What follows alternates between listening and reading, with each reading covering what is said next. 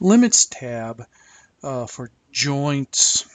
So we can set rotational and translational motions for two joint components. And so here we have a cylindrical joint I want to make. So I'm going to go up this joint. I'm going to choose cylindrical. I'll pick over here. I'll pick here. And it'll place the two joints together. But at this point, I don't have any limits. If I go to my limits tab, I can choose between angular and linear.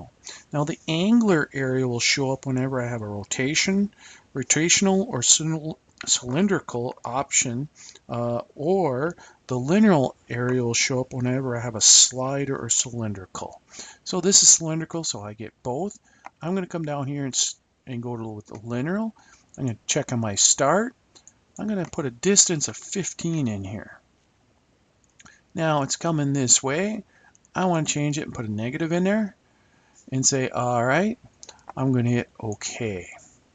Now, if I grab a hold of this thing and pull it out, I can move it 15 millimeters and I can bring it back to its resting place.